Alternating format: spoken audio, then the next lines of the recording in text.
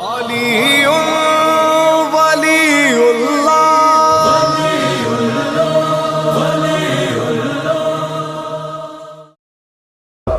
وموعظۃ شافعہ Ursula بالدین المشہور والعلم الماثور والکتاب المستور والنور الساطع والضیاء اللامع مولانا و مولا الثقلین جد الحسن والحسین ابی القاسم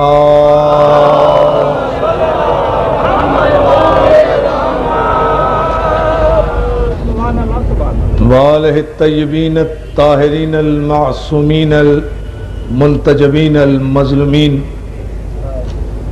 الذین اذهب اللہ عنہم الرجس وطہرہم تطہیرا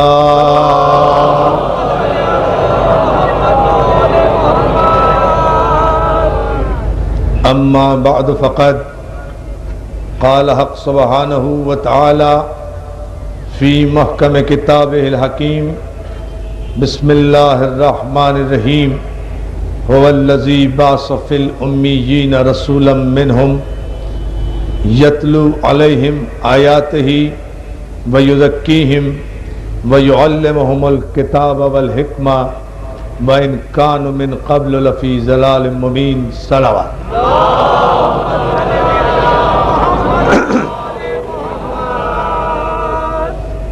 عزاداران مظلوم کربلا، ماتمداران سید الشہداء، پاک محرم ایسوسی ایشن کے زیر اہتمام نشتر پارک کا یہ تاریخی اجتماع جو اپنے وقار، اپنی تمکنت اور اپنی مرکزیت کے اعتبار سے ملک بھر کا نہیں، ایشیا کا عظیم الشان اجتماع ہوتا ہے۔ اس عشرہ محرم کو سرکار ابن حسن جارچوی علی اللہ مقامہ سے لے کر سرکار علامہ رشید ترابی علی اللہ مقامہ تک نے زیور وقار سے آراستہ کیا۔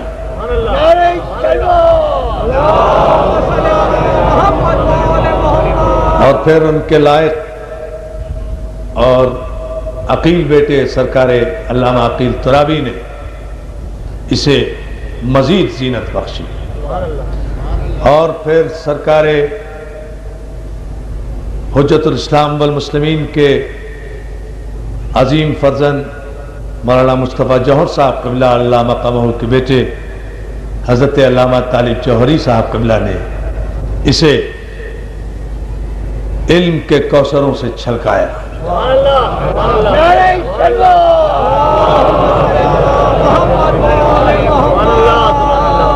اور پھر خطیب العصر سرکار علامہ عباس کمیلی صاحب قبلہ نے اس عشرہ محرم کو اپنے پیغام حسینیت کے تبلیغ کا اعلیٰ ترین ادارہ قرار دیا، اور الحمدللہ اب اس مرتبہ یہ شرف، یہ سعادت، یہ ڈیوٹی، یہ فریضہ، یہ نوکری مجھ حقیر کے حصے میں آئی ہے۔ میں کہ نہ عالم، نہ مجتہد، نہ فقیہ، نہ خطیب، نہ ادیب، لیکن جہاں یہ تمام چیزیں ہیں کہ میں خطیب بھی نہیں ہوں، ادیب بھی نہیں ہوں، تو پھر اس منبر کی قسم میں کسی کا رقیب بھی نہیں ہوں۔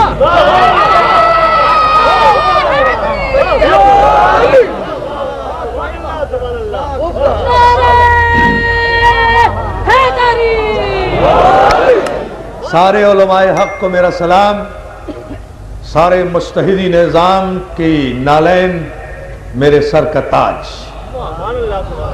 اللہ ہمارے علماء حق کا سایہ ہمارے سروں پر سلامت رکھے، خصوصاً سرکار سید ابو القاسم خوئی کا سایہ جو اس وقت سخت ترین حالات سے مقابلہ کرتے ہوئے سنت حبیب ابن مظاہر ادا کر رہے ہیں، خداوند عالم ان کا سایہ ہمارے سروں پر سلامت رکھے۔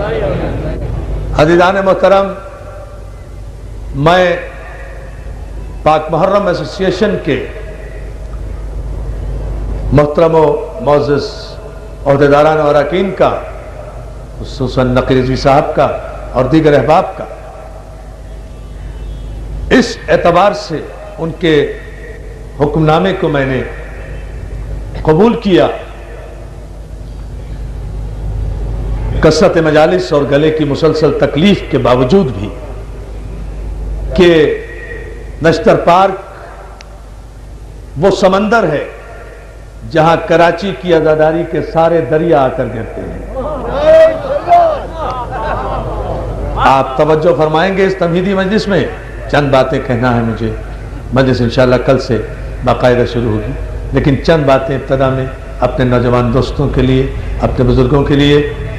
یہ وہ ہماری مرکزی حیثیت اور مرکزی اجتماع ہے کہ جہاں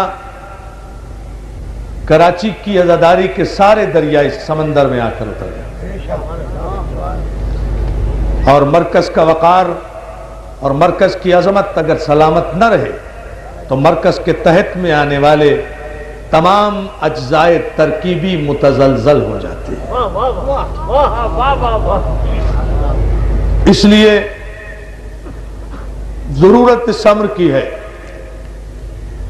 کہ نشتر پارک میں جہاں تمام مسلمانان عالم خواہ کسی مکتب فکر سے تعلق رکھتے ہیں، وہ اپنے رسول کے نواسے کا ذکر سننے کے لیے اور کربلا سمجھنے کے لیے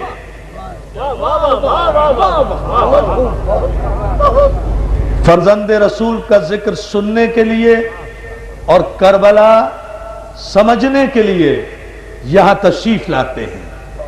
کربلا سلامت رہے،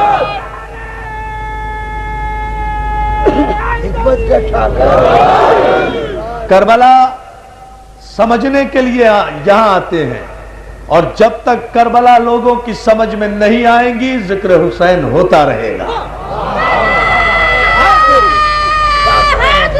اس لیے کہ کربلا بہت مشکل بھی ہے، بہت آسان بھی ہے۔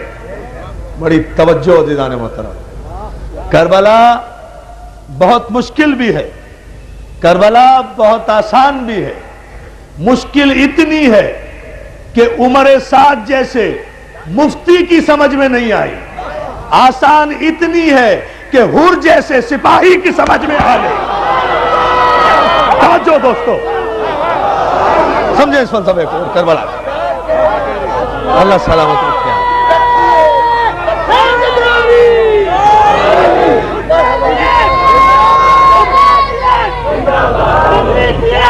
اللہ آپ کو سلامت رکھے۔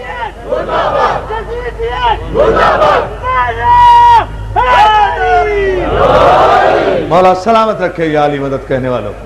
تو جو ہے نا دوستو، کربلا بہت مشکل بھی ہے، کربلا بہت آسان بھی ہے۔ مشکل اتنی کہ بڑے بڑے مفتیوں کی سمجھ میں نہیں آتی، آسان اتنی کہ حر جیسے قلندروں کی سمجھ میں آ جاتی ہے۔ چونکہ کربلا علی کے خون کا نتیجہ ہے نا، توجہ جانا محترم، کربلا چونکہ علی کے خون کا نتیجہ ہے نا، تو علی بھی تو اتنا ہی مشکل ہے کہ اگر سمجھ میں آنا چاہے علی تو گلی میں چلتے پھرتے سیاہ لباس پہنے ہوئے، پھٹے کپڑے پہنے ہوئے فقیروں اور ملنگوں کی سمجھ میں آ جاتا ہے، اور اگر نہ سمجھ میں آئے تو دنیا کے امام مرتے مرتے مرتے مر جاتے ہیں، اور اپنے ڈیتھ اسٹیٹمنٹ میں امام شافعی رحمت اللہ علیہ اپنی تمام امت کو یہ پیغام دے کر چلے جاتے ہیں کہ امام شافعی مر گیا مگر اپنے تمام علم اور مطالعے کے باوجود یہ سمجھ نہیں سکا کہ خدا علی ہے یا علی خدا ہے۔ فلسفہ عجیب ہے نا، توجہ بہت فرمائے جو میں نے یہ دے بات سمجھ لیں، سلامت گونجیں گے۔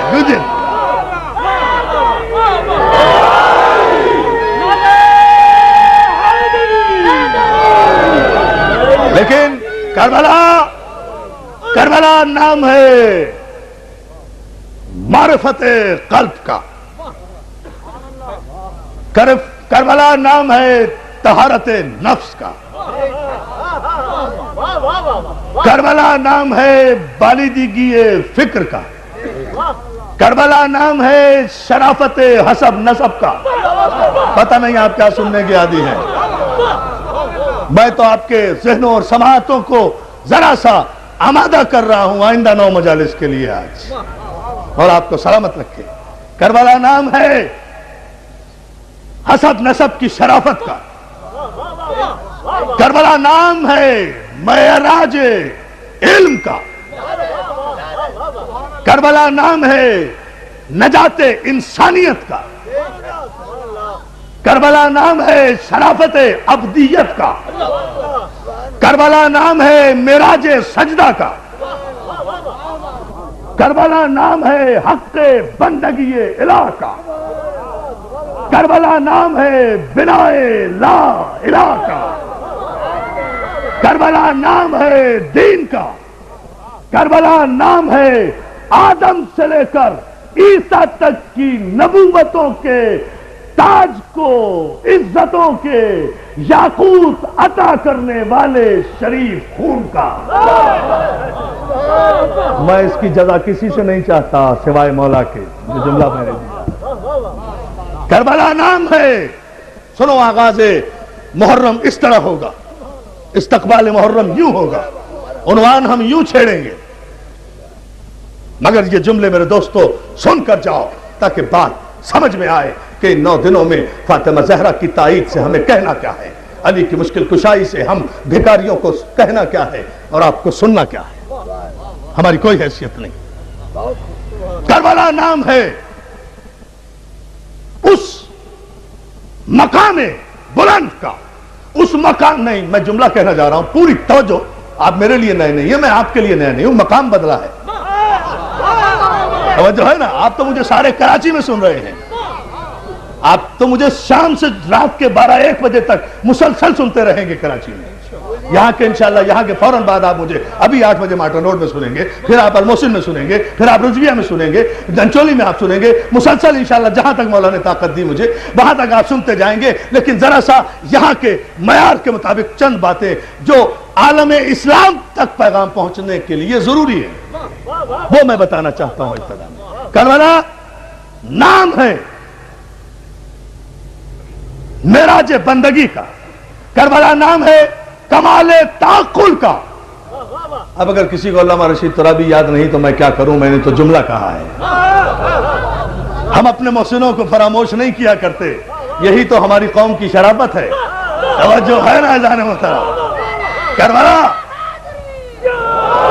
کربلا نام ہے معراج تعقل کا، کربلا نام ہے میزان عقل کا، کربلا نام ہے منتہائے عشق کا، کربلا عقل اور عشق کا ایسا حسین امتزاج ہے کہ جہاں عشق آگ میں کود بھی پڑتا ہے اور عقل تماشا نہیں دیکھتی، تائید کرتی ہے، تائید کر۔ آپ نے غور ہی نہیں کیا اس جملے پر، صلوات بھیجے مل کر سارا مجمع، عقل تماشا نہیں دیکھتی۔ دیکھیں میں یہاں سے میری بھائی ایک گریز ہے، اس گریز کو آپ دیکھیں، میں علامہ اقبال کے اس مسئلے پر میں نے نئے رخ سے ایک چیز آج نوجوانوں کی خدمت میں پیش کرنے کی کوشش کی ہے۔ یہ نہیں ہے عشق دیوانگی کا نام، عشق پاگل پن کا نام، عشق جنون کا نام، عشق حماقتوں کا نام، عشق بے وقوفیوں کا نام، عشق کچھ کہنے سے پہلے نہ سوچنے کا نام عشق مومن کو کافر. توجہ، عشق، دیوانگی، جنون. عشق، جس عشق کی تعریف دنیا کرتی ہے وہ عشق دیوانگی ہے، جنون ہے، وحشت ہے، بربریت ہے. اور جہاں یہ عشق ہو وہاں عقل کا گزر نہیں ہوتا، وہاں عقل تماشا دیکھا کرتی ہے. تو وہاں اقبال نے کہا تھا، اس دیوانگی کی عقل کو کہا تھا کہ بے خطر کود پڑا آتش نمرود میں عشق. عشق تو صحیح کودا تھا مگر عقل نمرود نابالغ تھی. توجہ ہے نا اجرام محترم؟ عقل نمرود. میں شریعت عرض کروں گا، عقل نمرود نابالغ تھی. عشق تو صحیح کودا تھا، آگ میں جان خلیل تو آتش تشین ہوئی تھی صحیح، لیکن عقل نمرود نابالغ تھی. اس کی ناقص عقل کا فیصلہ، بڑی توجہ، ایک تاریخی جملہ نوجوانوں تمہارے لیے دے دوں گا. عقل نمرود کا ناقص فیصلہ، اس کی ناقص عقل اور خبیث ذہنیت کا فیصلہ یہ تھا کہ شعلے میں نے بھڑکائے، آگ میں نے جلائی، 40 میل تک اس کی تپش میں نے پھیلائی، پرندہ پر نہیں مار سکتا. یہ اب خلیل جائے گا، جا کر بھسم ہو جائے گا. نمرودی عقل کا مالک تھا نا، نمرودی عقل کا مالک تھا، اتنا نمرودی عقل کا مالک تھا، اس لیے سمجھتا تھا کہ معصوم کو آگ جلا سکتی ہے. یہ اس کی عقل تھی نا، جو سمجھتا تھا کہ معصوم کو آگ جلا سکتی ہے، شعلے اسے بھسم کر سکتے ہیں. یہ اس کی عقل تھی. یہ ہماری عقل ہے حسینیوں کی، یہ اس کی بے وقوفی کی انتہا. یہ حسین کے صدقے میں ہم نوجوانوں کا کمال تعقل، یہ اس کی حماقت کی انتہا کہ وہ معصوم کو بھی آگ میں ڈال کر سمجھتا ہے کہ جل جائے گا. یہ ہماری عقل ہے کہ ہم معصوم کا ماتم انگاروں پہ کر کے اس یقین کا اظہار کرتے ہیں کہ نہیں جلیں گے، نہیں جلیں گے. دیکھیں فلسفے دیکھتے چلے جائیں، ان فلسفوں کو سمجھیے.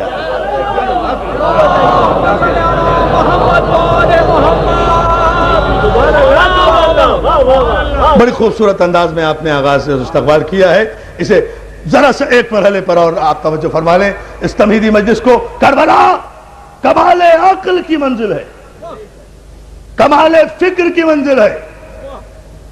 اور یاد رکھیں، جس شریعت اور معصوم کے عنوان پر انشاءاللہ سورہ مبارک کے شورا کی 13ویں آیت کی روشنی میں مجھے روشنی ڈالنا ہے.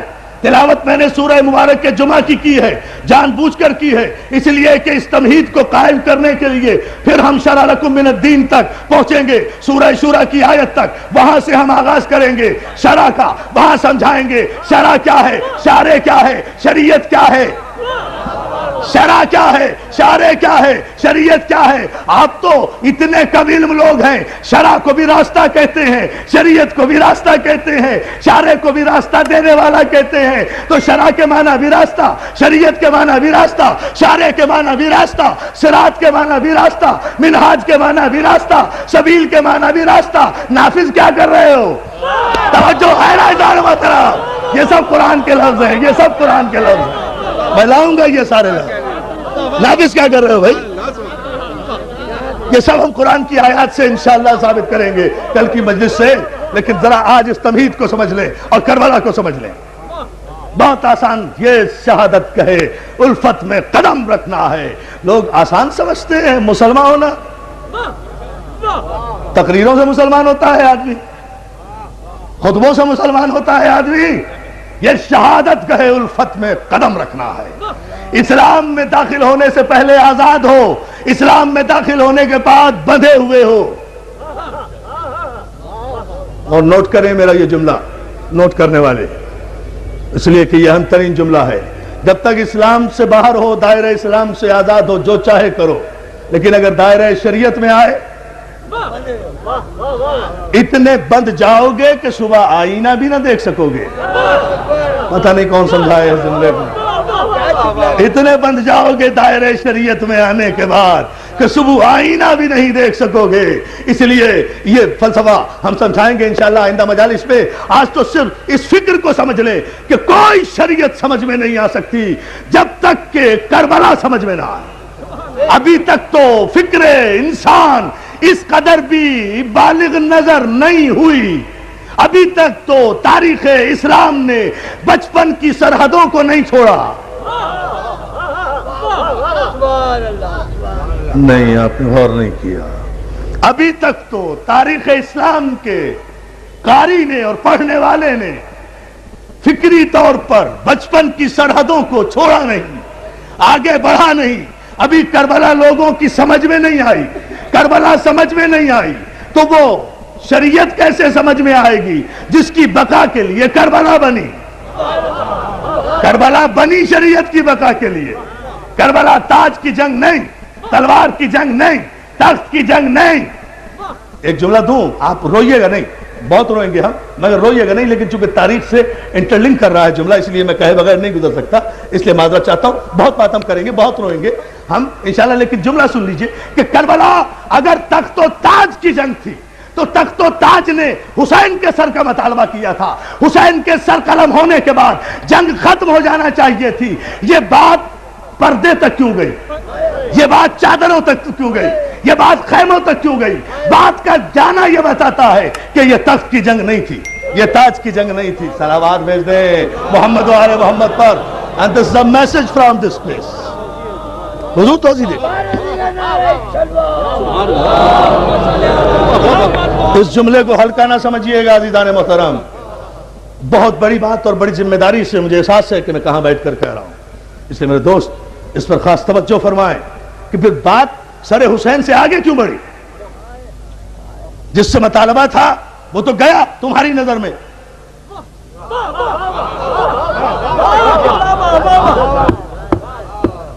جس سے مطالبہ تھا بیعت کا وہ تو گیا تمہاری نظر میں. تو بات اس سے آگے کیوں بڑھی؟ اور پھر بات کہیں بڑھ کر رکی کیوں نہیں؟ یہ اب تک جاری کیوں ہے؟ یہ یزیدیت کراچی کی دیواروں پر نظر کیوں آ رہی ہے؟ جو ہے یعنی بات رکی کیوں نہیں؟ کس حکومت کا مطالبہ ہے؟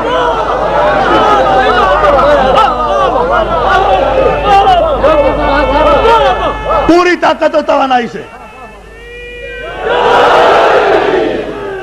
آپ کو پتا ہے دوستو،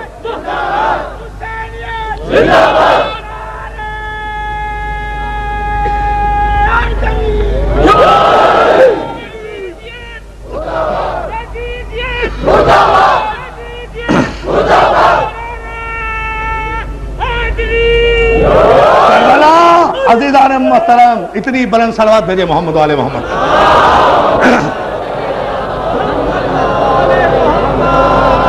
کربلا کے اس فکر کو، اس پس منظر کو سمجھیے تاکہ بات سمجھ میں آئے.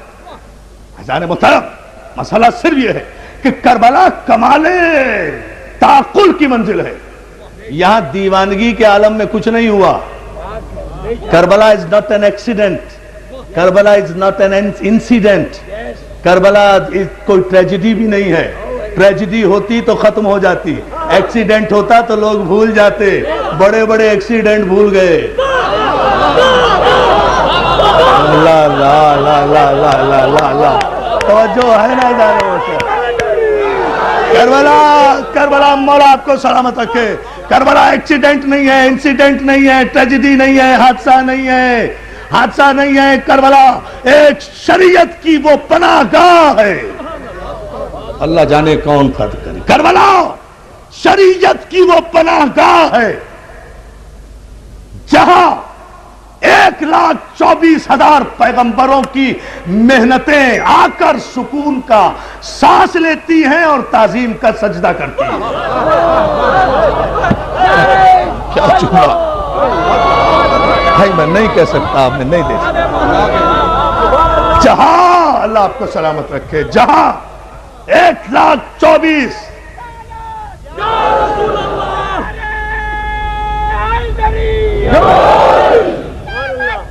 کربلا جیو بیٹا جیو.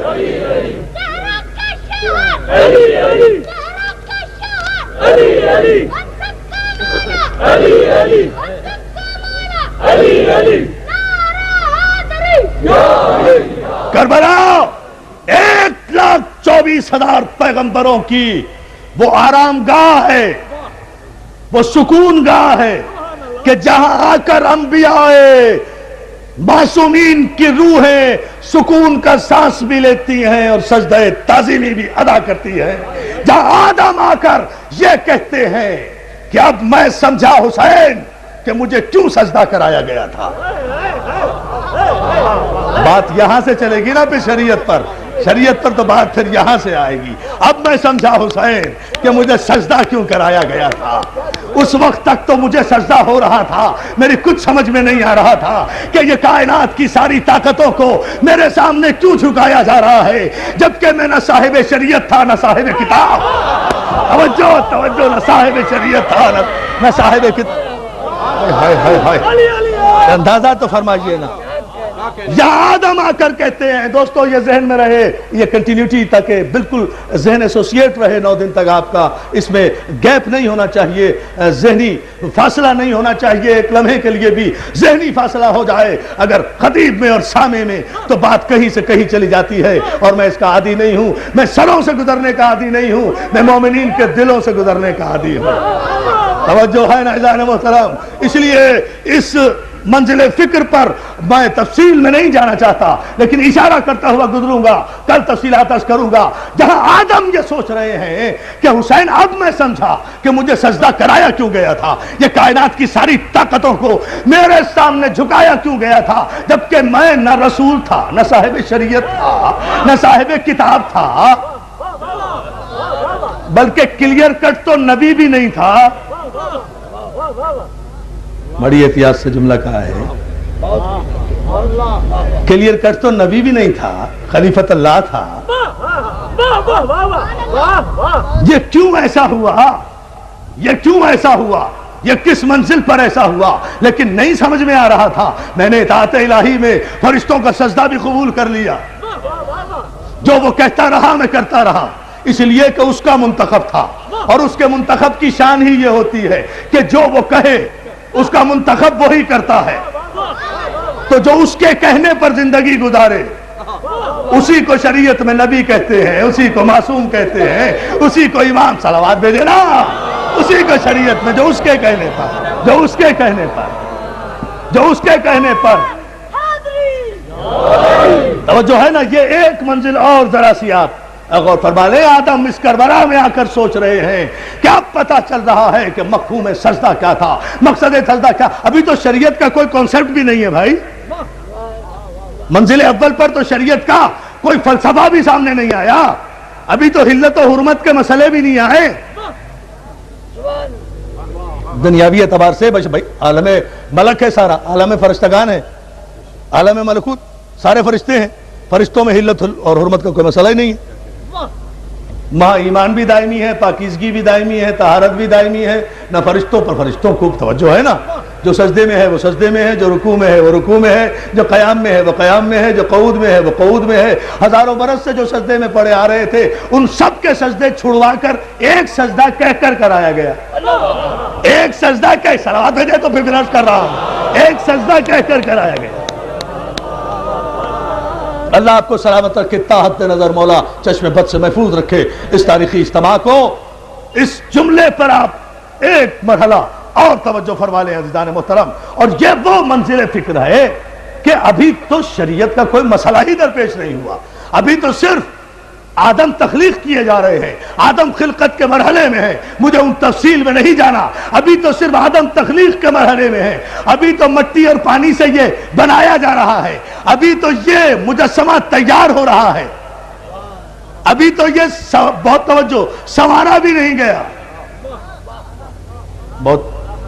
ابھی تو یہ سنوارا بھی نہیں گیا، ابھی تو کہا جا رہا ہے وَإِذْ قَالَ رَبُّكَ لِلْمَلَائِكَةِ إِنِّي خَالِقٌ بَشَرٌ مِّن طِينٍ فَإِذَا سَوَّيْتُهُ وَنَفَخْتُ فِيهِ مِن رُوحِي فَقَعُوا لَهُ سَاجِدِينَ۔ اور اللہ نے بہت توجہ، بڑی توجہ پورے مجمع کی، اور عالم اسلام متوجہ ہو قرآنی آیت کے اس ترجمے پر جو متفقہ ہے، مولانا اشرف علی تھانوی سے لے کر مولانا مودودی تک اور مولانا مودودی سے لے کر مولانا احمد رضا خان بریلوی رحمۃ اللہ علیہ تک سب متفق ہیں جس ترجمے پر ان کا حوالہ دے کر عرض کر رہا ہوں.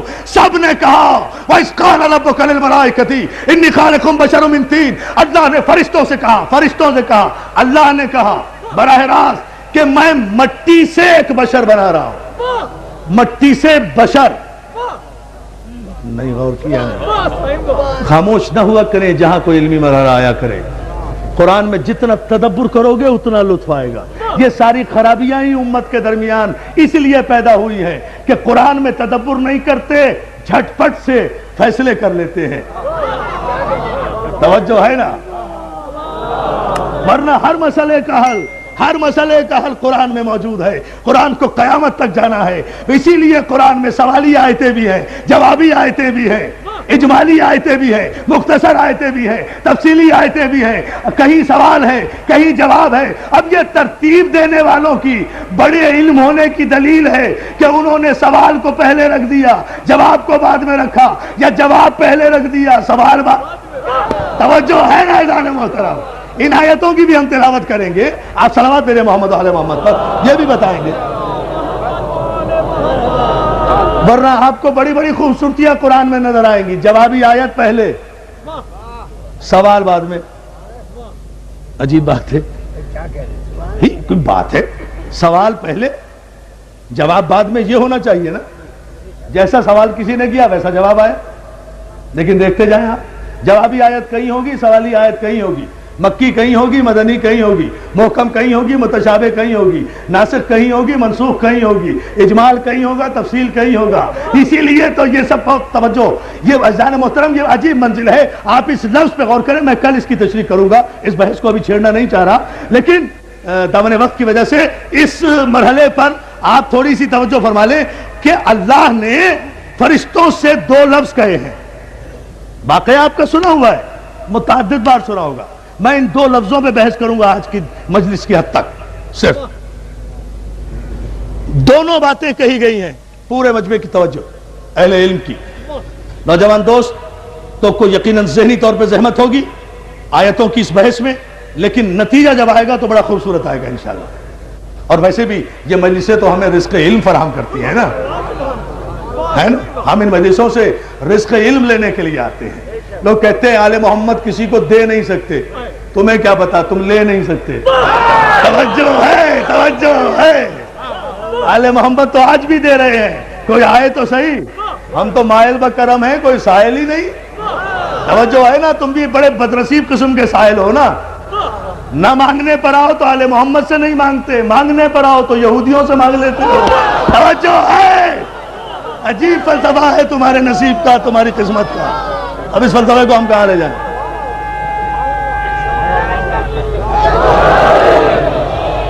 نہیں دوستو, یہ بکھرا بکھرا نعرہ نہیں. یہاں سے وہاں تک پورا مجمع پوری طاقت و توانائی سے ایک ہی نعرہ لگا. ایک ہی نعرہ, پورا مجمع, سب پر واجب. ہاں, پتا تو چلے کئی نشتر پارک میں علی کے دیوانے بیٹھے ہیں, محمد آل محمد کے. یا علی مولا سلامت رکھے.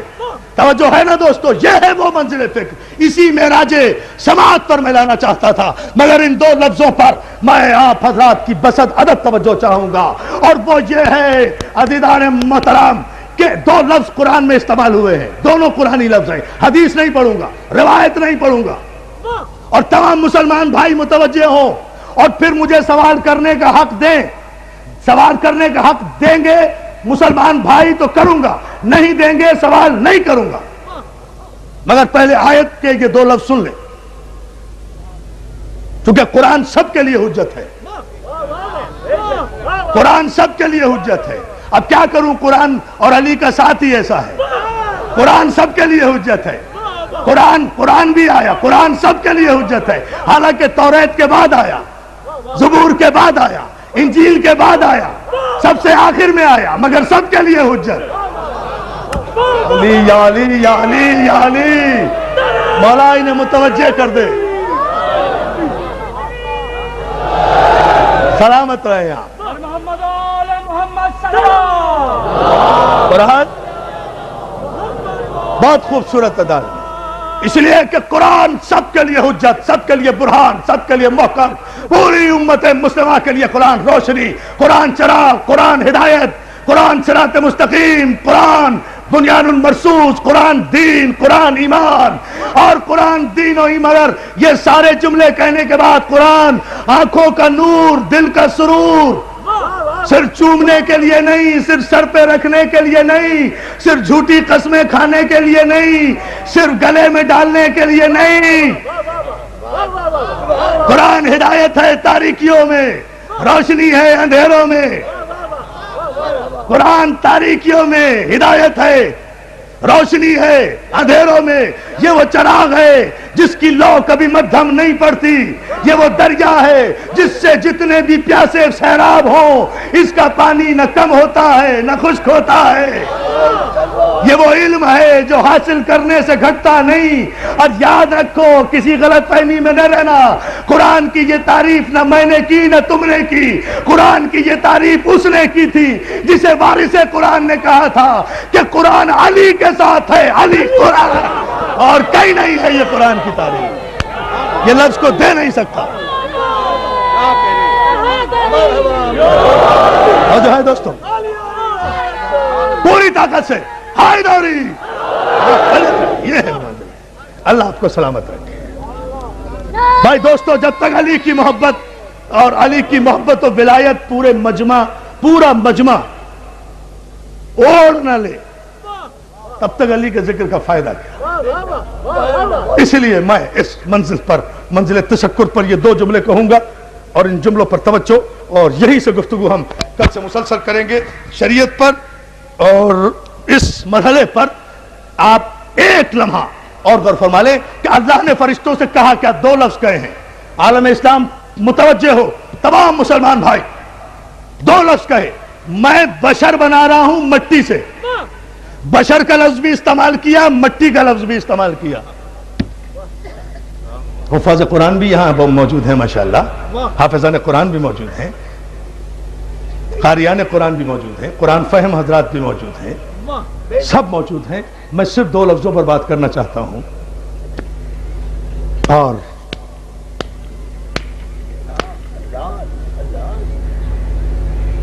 شاید کہ تیرے دل میں اتر جائے میری بات جو قرآن کے حوالے سے عرض کرنا چاہتا ہوں۔ یہ وہ منزل ہے جو عطا مولا سے آتی ہے۔ آپ پتہ نہیں کیا سوچ رہے ہوں گے، what I am feeling, I am feeling, and what I am feeling, I am giving you. I am not going to restore it for tomorrow. کچھ نہیں روکنا کل کے لیے مجھے۔ علی کے ذکر میں بخل نہیں کرنا چاہیے۔ بخل وہ کرے جس کا یہ ایمان نہ ہو کہ علی کل نہیں دے سکتا۔ توجہ ہے نا جانے وہ طرح، کل نہیں دے سکتا۔ سنے تم کیا؟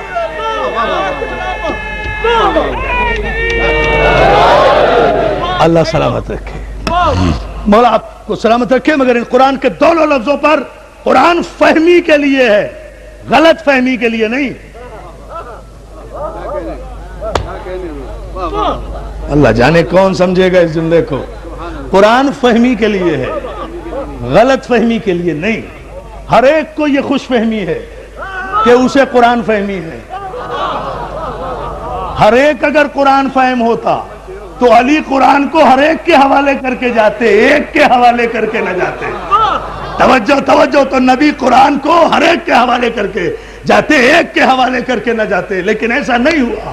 قرآن ہر ایک کے حوالے کر کے نہیں گئے، ایک کے حوالے کر کے گئے۔ وہ ہم آئندہ مجالس میں وضاحت کریں گے، لیکن اس جملے پر غور کریں۔ انی خالقکم بشر من طین، بشر بنا رہا ہوں مٹی سے۔ بشر بھی مٹی بھی، آدم کو بشر بھی کہا، مٹی سے بھی بنایا۔ ہے کوئی درد مند، ہے کوئی عاشق رسول، ہے کوئی محمد کا کلمہ پڑھنے والا، ہے کوئی خاتم النبی جین کی عزت کو اپنے ماں باپ کی عزتوں سے زیادہ جاننے والا، ہے کوئی شان محمد پر اپنی زندگی قربان کرنے والا، اپنی انا کو قربان کرنے والا، جو میرے ان دونوں جملوں پہ غور کر کے یہاں سے کوئی سبق لے کر جائے، ملت مسلمہ سے مخاطب ہوں، جہاں جہاں تک میری آواز، میں جانتا ہوں یہ آواز میری پورے پاکستان میں جا رہی ہے ریلے کے ذریعے، اس لیے پوری ذمہ داری سے جہاں جہاں آواز جا رہی ہے، لاہور کے مومنین سے بھی خطاب کر رہا ہوں اور جہاں جہاں بھی ہے وہاں تک خطاب کر رہا ہوں، یہ جملہ ذہن میں رہے اور متوجہ ہو۔ آدم کو مٹی بھی کہا، آدم کو بشر بھی کہا یا نہیں کہا؟ یا تو کہہ دو کہ یہ آیت نہیں، محکم نہیں، جامع نہیں، آیت نہیں، محکم نہیں، جامع نہیں، تفصیلی نہیں، ناسخ نہیں، منسوخ ہے، دلیل نہیں ملتی، نص نہیں ملتی، سوال نہیں ملتا، جواب نہیں ملتا، اکہری آیت ہے۔ یہ ساری ٹیکنیکلٹیز ہیں قرآن کی، میں عرض کروں گا آئندہ مجالس میں۔ سوال ملتا ہے تو جواب نہیں ملتا، جواب ملتا ہے تو سوال نہیں ملتا۔ میری جان، آپ کو ملا کب ہے سوال کا جواب؟ آپ تو سارا قرآن پڑھتے رہے، آپ کو کہاں ملتا ہے؟ اگر آپ کو ہر سوال کا جواب مل جاتا تو آپ علی کے پاس آتے کیوں جواب لینے؟ توجہ ہے نا اذان محترم؟ بات سوالی آیتیں اور جوابی آیتوں کے ہیں، اس لیے اس مرحلے پر آپ غور فرماتے جائیں۔ بتاؤ، یہ دو لفظ ہیں، پوری توجہ، اللہ آپ کو مولا سلامت رکھے، تا حد نظر اس شایان شان مجمع کو، اور پہلی ہی مجلس اس عروج اور معراج اور نور پر ہے جہاں محمد و آل محمد کا سایہ ہے۔ اس یقین کے ساتھ یہ جملہ دے کر میں آج کی مجلس کو کل پر ملتوی کرنے جا رہا ہوں۔ اگر یہ بات سمجھ میں آ گئی تو that will be the complete message for entire Muhammadan world from this member, not for Pakistanis Muslims only. It should be noted down. محفوظ کرو اپنے ذہنوں کے کمپیوٹر میں، اور جو مومنین ہیں وہ اتاریں علی کے ذکر کو کوثر کی طرح اپنے سینوں میں۔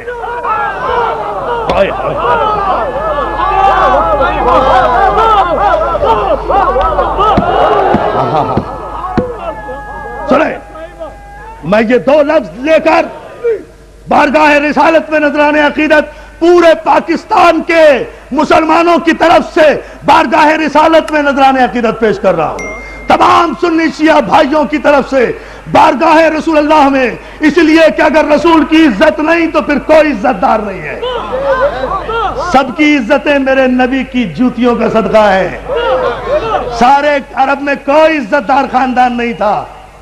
سلام کیا کرو میرے رسول کے خاندان کو جس نے بے عزتوں کو عزت دار بنا دیا، لٹیروں کو رہبر بنا دیا، ڈاکوؤں کو انسان بنا دیا، ویشیوں کو مسلمان بنا دیا، مسلمان کو سلمان بنا دیا۔ یا علی کہاں بیٹھے ہو؟ سلام کیا کرو، یہ سب میرے رسول کی عزت ہے کہ بھائی، یہ صرف میرے رسول کی عزت ہے۔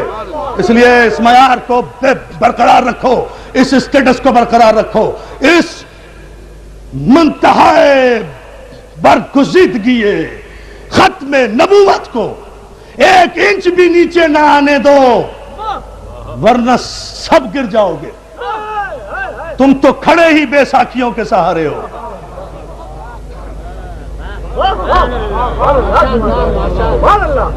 پتہ نہیں یہ جملہ کہاں تک جائے گا۔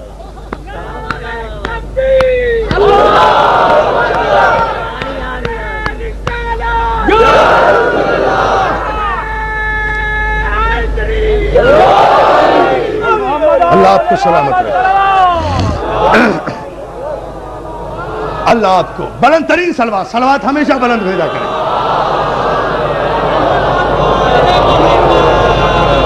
یہ وہ نعمت ہے جو صرف محمد و آل محمد کے لیے خدا نے مخصوص کی۔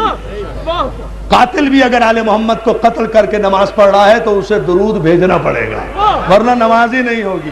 کتنا دیوانہ قاتل ہے، قتل بھی کر رہا ہے، آل محمد کی سلامتی کی دعا بھی کر رہا ہے۔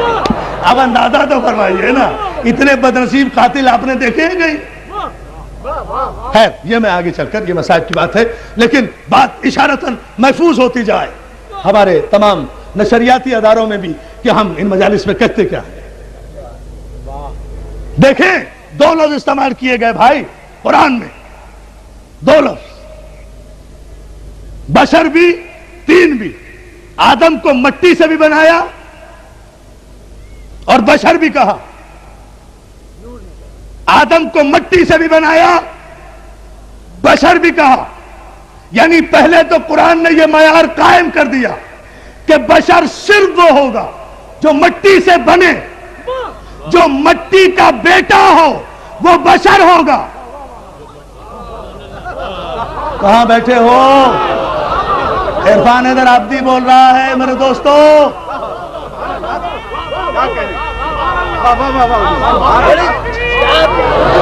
جو مٹی کا بیٹا ہو، جو مٹی کا بیٹا ہو، مٹی کا بیٹا. اچھا نہیں، بات کو کھول ہی دینا، کیوں کنفیوژن میں رکھے. جو ابن تراب ہو وہ بشر ہوتا ہے، جو ابو تراب ہو وہ معصوم ہوتا ہے. فلسفہ یہ ہے ظالم ہوتا ہے. فرق ہے ابن تراب میں اور ابو تراب. ابن تراب، ابو تراب.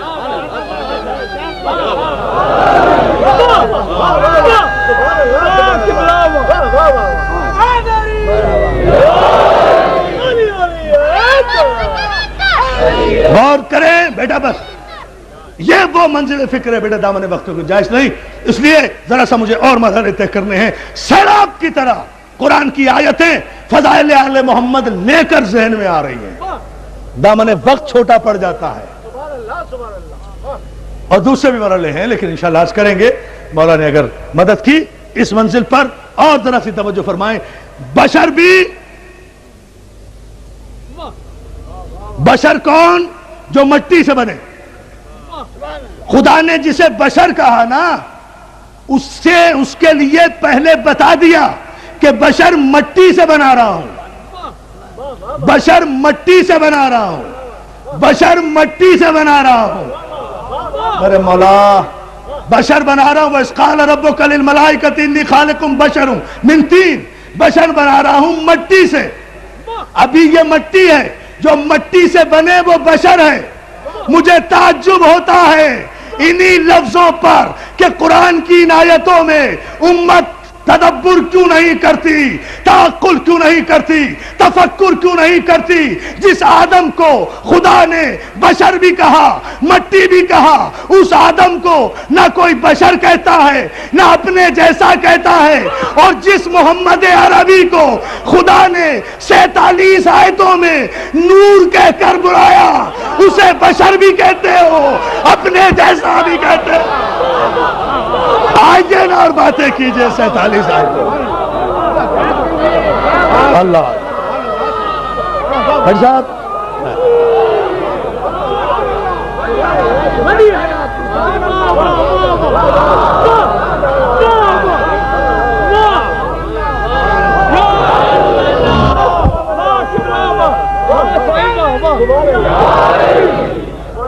اتنی ہی بلند صلوات بھیجے محمد علیہ محمد.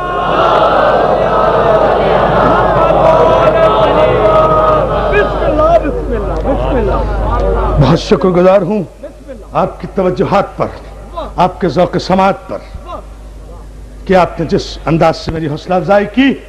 یہ کمال یہ نہیں ہے کہ جس آدم کو بشر بھی کہا جا رہا ہے، کلیئر کٹ قرآن میں مٹی سے بھی بنایا جا رہا ہے، ایک روایت دکھا دو اسے کسی نے بشر کہا ہو یا اپنے جیسا کہا ہو.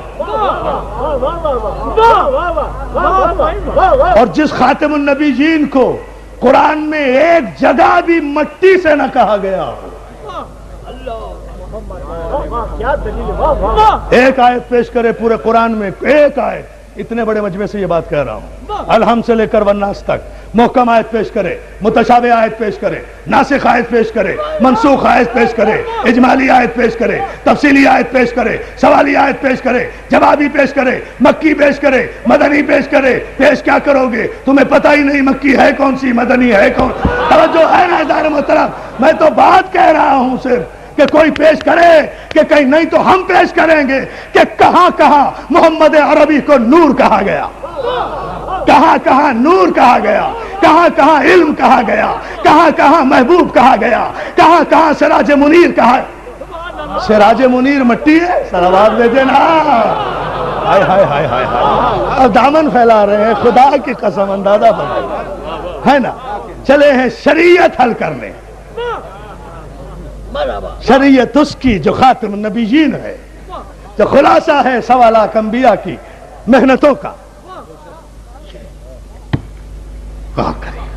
اللہ آپ کو سلامت رکھے۔ عزیزان محترم، یہ وہ منزل فکر ہے، ایک مقام پر تو کوئی پیش کرے کہ کہاں کہا گیا بشر رسول کو، وما محمد، یعنی انکار تو ہے، خبردار، وما محمد الا رسول، یہ محمد تو ہے ہی نہیں، یہ تو رسول ہی رسول ہے، خبردار، اسے محمد نہ سمجھنا، اسے نہ عبداللہ کا بیٹا سمجھنا، نہ عبد المطلب کا پوتا سمجھنا، نہ ہاشم کا چاند سمجھنا، نہ اپنا رشتہ دار سمجھنا، یہ محمد نہیں ہے، یہ رسول ہی رسول ہے، اٹھے تب رسول، بیٹھے تب رسول، جاگے تب رسول، سوئے تب رسول، سلو کرے تب رسول، جنگ کرے تب رسول، کسی کو لائے تب رسول، کسی کو اٹھائے تب رسول، کسی کو کعبے سے لائے تب رسول، کسی کو چادر میں لے تب رسول، کسی کو کاندھے پہ بٹھائے تب رسول، کسی کو علم دے تب رسول، کسی سے علم لے تب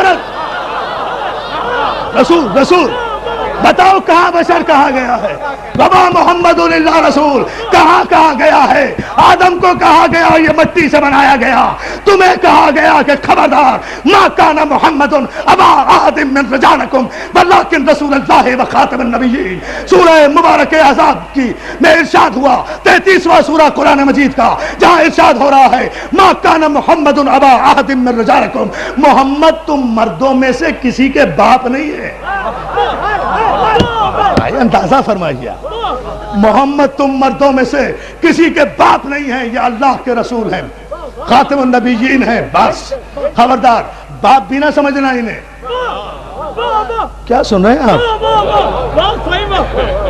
باپ بھی نہ سمجھنا انہیں، یہ رتبہ نہ دینا ان کو جو اپنے باپ کو دیتے ہو، یعنی قرآن تو منع کر رہا ہے کہ باپ جیسا رتبہ بھی نہ دینا۔ آپ بھائی بنانے پہ آمادہ؟ توجہ بھائی، میں قرآن پڑھ رہا ہوں، دیکھتے چلے جائیں۔ مجھے بتائیے کہاں مٹی کہا گیا، کہاں بشر کہا گیا، کہاں آگ سے بنے، کہاں مٹی سے بنے، کہاں ہوا سے بنے، کہاں پانی سے بنے، کہاں عناصر اربعہ کا ذکر ہے محمد کے لیے؟ قرآن تو پکار کر کہہ رہا ہے قد جاءکم من اللہ نور و کتاب مبین، بے شک اللہ کی طرف سے تمہاری طرف ایک نور آیا، بشر نہیں آیا۔ And that will be detailed tomorrow, not today. میں صرف آیتوں کے اشارے کر رہا ہوں۔ قد جاءکم من اللہ نور و کتاب مبین، آیا تمہاری طرف اللہ کی جانب سے ایک نور، ایک نور، ایک بشر نہیں، ایک بھائی نہیں، ایک بڑا بھائی نہیں، ایک مکی نہیں، ایک مدنی نہیں، ایک عربی نہیں، ایک عجمی نہیں، ایک نور اور ایک روشن کتاب۔ پہلے نور آیا پھر کتاب آئی، پہلے چراغ آیا پھر کتاب آئی، پہلے پڑھانے والا آیا پھر پڑھنے والا آیا۔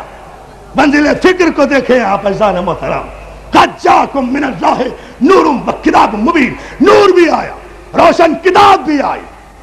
پھر سورہ رحمان میں ارشاد ہوا جہاں اس کے علم پر گواہی دی گئی، تم آج تک کیوں نہیں قرآن میں تدبر کر پائے، مقام رسالت کو کیوں نہیں پہچان پائے؟ الرحمن علم القرآن خلق الانسان علمہ البیان، رحمان وہ ہے کہ جس نے پہلے علم دیا پھر محمد کو پیدا کیا۔ پہلے علم دیا۔ ہے کوئی ماں جو ایسا لال پیدا کرے جو پہلے عالم ہو پھر پیدا ہو؟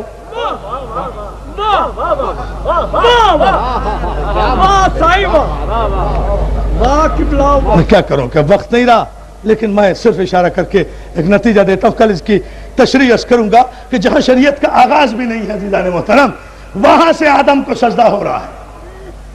کیوں ہو رہا ہے؟ کس بیک گراؤنڈ میں ہو رہا ہے؟ کس پس منظر میں ہو رہا ہے؟ پھر شریعت چلی کہاں سے؟ پھر شریعت نتیجہ کس بات کا ہے؟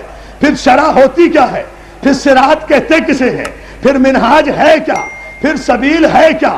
ان سب کا نام جو ہے وہ صراط نہیں ہے، ان سب کا نام جو ہے وہ اسٹریٹ لائن نہیں ہے، ان سب کا نام جو ہے وہ سپر ہائی وے نہیں ہے، اللہ کا راستہ جو ہے جب صراط کہا تو کچھ اور ہے، جب سبیل کہا تو کچھ اور ہے، جب منہاج کہا تو کچھ اور ہے، جب شرع کہا تو کچھ اور ہے۔ اور میرے امام نے، امام رضا علیہ السلام، شہنشاہ خراسان نے کیا فلسفہ حل کرایا ہے، میں صرف آج اشارہ کر رہا ہوں، کل عرض کروں گا۔ میرے امام فرماتے ہیں کہ قرآن مجید میں یاد رکھو، اس کے ظاہری لفظوں پر نہ جاؤ، ہر لفظ کا ایک باطن ہے، پھر باطن کا باطن ہے، پھر ہر صفت اپنے موصوف تک پہنچ کر معنی دیتی ہے۔ نہیں غور کیا آپ نے؟ نہ کریں، کل کریں گے، گھبرانے کی کیا بات تھی؟ یہ امام کا قول ہے۔ اب اس سے تو میں سرسری نہیں گزروں گا، یہ کل کر دیں گے انشاءاللہ۔ ہر صفت اپنے موصوف پر پہنچ کر معنی دیتی ہے، یعنی قرآن میں ایک ہی لفظ اچھوں کے لیے بھی استعمال ہوا، بروں کے لیے بھی استعمال ہوا، لیکن جو لفظ ایک ہی لفظ ہے جو بروں کے لیے استعمال ہوا وہ بروں پر پہنچ کر معنی دے گا، اور وہی برا لفظ جب اچھوں پر پہنچ جائے تو وہ برا اچھا ہو جاتا ہے۔ یہی تو اچھے کی اچھائی ہے کہ برے کو اچھا بنا دے، کافر کو مسلمان بنا دے، مسلمان کو سلمان بنا دے، یزیدی کو حور بنا دے، بے زر کو ابو ذر بنا دے، بے پر و پرواز کو لال شہباز بنا دے۔ یہی تو اچھوں کی اچھائی ہے، یہی تو اچھوں کی اچھائی ہے، جو قسمتیں بدلیں، جو تقدیریں بدلیں، یہی سنت رسول ہے۔ کیا خیال ہے عالم اسلام کا کہ سنت رسول کیا ہے، شریعت معصوم کیا ہے؟ معصوم کی شریعت کیا کافر کو مسلمان بنانے آئی تھی یا مسلمان کو کافر بنانے؟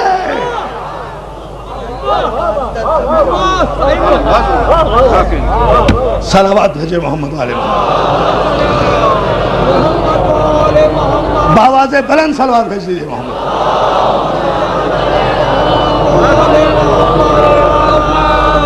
یاد رکھو، قرآن میں تدبر کرو، قرآن میں تفکر کرو، قرآن میں فکر کرو۔ قرآن تحقل کے لیے ہے، ایک ایک آیت اپنے معنی خود بتائے گی، آیت تفسیر بن جائے گی، آیت تصویر بن جائے گی۔ شریعت کی چاروں آیتیں قرآن میں موجود ہیں، اور یاد رکھو شریعت کے معنی صرف وہ شریعت جو دین اسلام کے قوانین پر مشتمل ہو، باقی کوئی قانون شریعت نہیں کہلا سکتا، چاہے کہیں بھی پاس ہو۔ اللہ اللہ اللہ۔ شریعت صرف ان قوانین کا مجموعہ ہے جو معصوم کے ذریعے سے معصوم کے پاس آئے، اور پھر معصوم اسے اپنے لب معصوم سے ادا کر کے، اپنے کردار کا لباس پہنا کر، تلوار کے بغیر، تخت کے بغیر، پارلیمنٹ کے بغیر، 2/3 میجورٹی کے بغیر، امینڈمنٹ کے بغیر اس شریعت کو دل میں اتار دے، اسے شریعت دین اسلام کہتے ہیں، ورنہ اور کوئی شریعت نہیں ہے۔ قرآن کی روح سے بات قرآن کی ہوگی تو پھر یہی ہوگا۔ مسئلہ یہ ہے، شریعت یہ نہیں کہ کون کلمہ پڑھتا ہے، شریعت یہ نہیں کہ کون نماز پڑھتا ہے، شریعت یہ نہیں کہ کون حج کرتا ہے، شریعت یہ نہیں کہ کون قیام و قعود کرتا ہے، شریعت یہ نہیں کہ کون عبادت کو رسم کے طور پر ادا کرتا ہے۔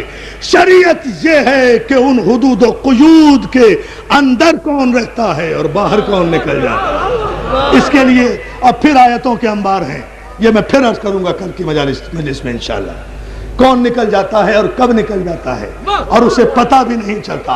اس لیے دوستو اس جملے پر گفتگو کو اختتامی مرحلے پر انشاءاللہ ہم لا رہے ہیں، التوا کے مرحلے پر کل انشاءاللہ آپ کی خدمت پیش کریں گے۔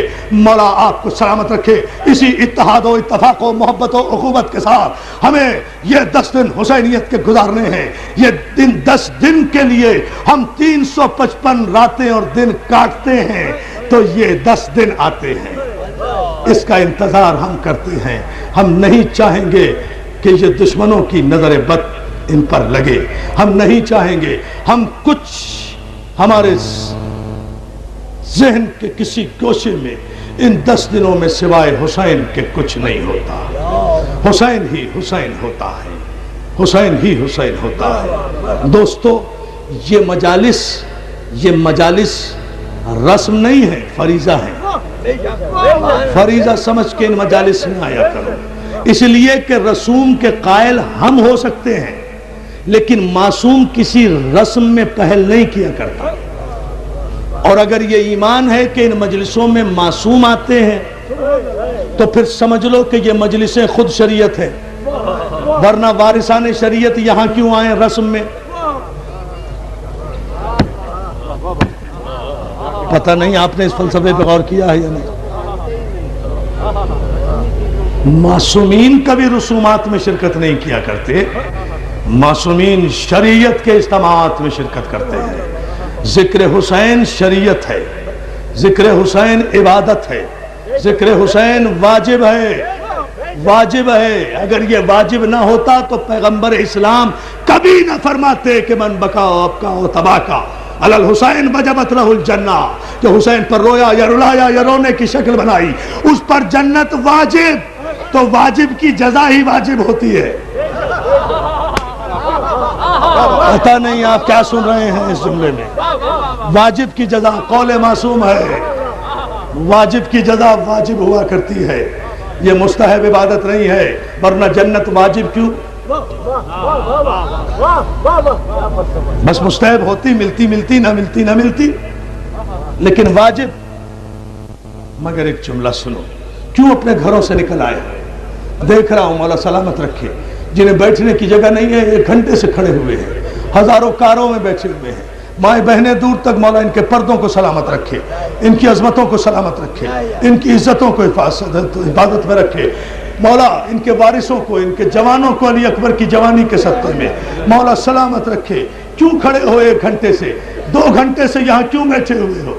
کسی ذاکر کو سننے آئے؟ نہیں، تمہارا ایمان ہے کہ کہیں ایسا نہ ہو کہ ہم سے پہلے حسین کی اجڑی ہوئی ماں کسی قنات میں آ کر بیٹھ جائے اور آ کر یہ کہے کہاں ہیں میرے بچے کے رونے والے؟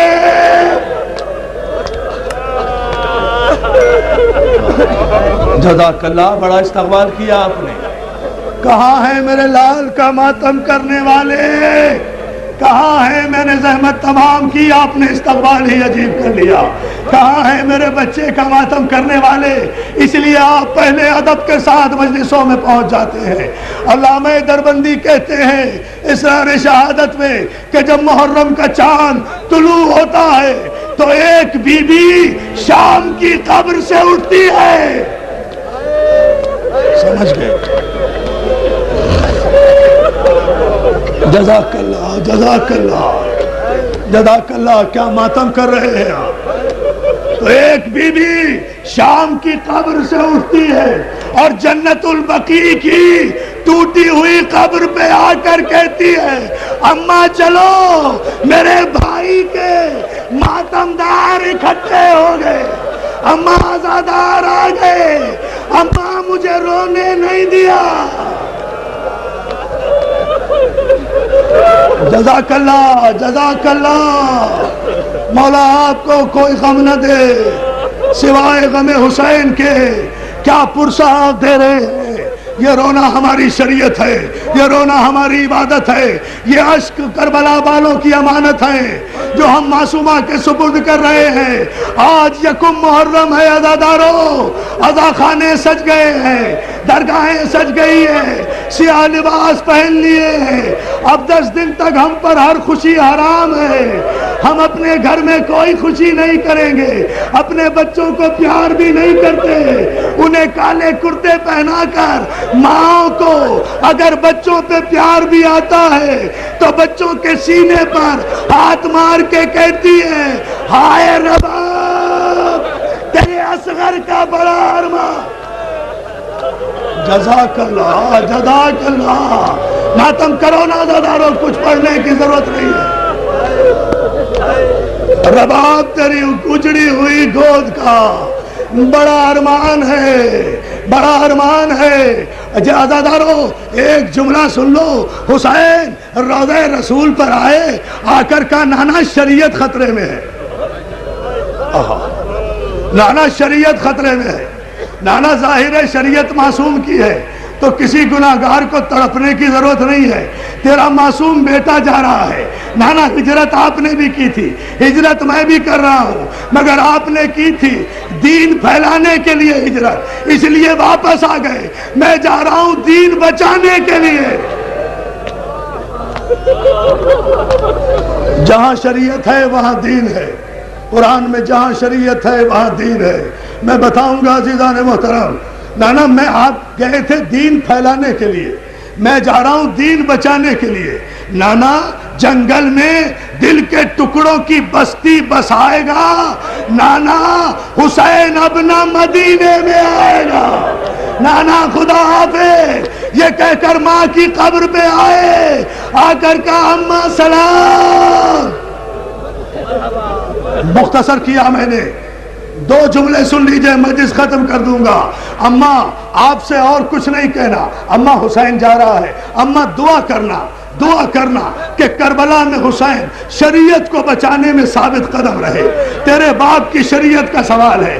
اماں دعا کرنا کہ جب 54 برس کی عمر میں 18 برس کے کڑیل جوان کا لاشا اٹھاؤں، حسین کے پیروں میں لرزش نہ آئے۔ جب ننھی سی قبر بناؤں، حسین کے پیروں میں لرزش نہ آئے۔ جب قاسم کی لاش کے ٹکڑوں کو ابا کے دامن میں ڈالوں، ماتم نہیں کرتے عزادارو؟ اماں میرے پیروں میں لرزش نہ آئے۔ عزادارو حسین نے اتنا جملہ کہا، قبر فاطمہ سے آواز آئی، حسین حسین میں نے تجھے چکیاں پیس کے پالا ہے۔ حسین تو کیا سمجھتا ہے تو مدینہ چھوڑے گا فاطمہ قبر میں رہے گی؟ کیا سن رہے ہو عزادارو؟ تو مدینہ چھوڑے گا فاطمہ قبر میں رہے گی؟ ارے تو مدینہ چھوڑے گا، میں قبر چھوڑوں گی، تو مکے پہنچے گا، تیری ماں مکے پہنچے گی، تو حج کو عمرے سے تبدیل کرے گا، میں مکہ چھوڑوں گی۔ حسین فرق اتنا ہوگا، تو کربلا کی طرف چلا جائے گا، میں چند دن پہلے کوفے کی طرف چلی جاؤں گی، تاکہ مسلم کا مادہ اپنے مسلم کا، اپنے مسلم بن عقیل کا، اپنے مسلم بن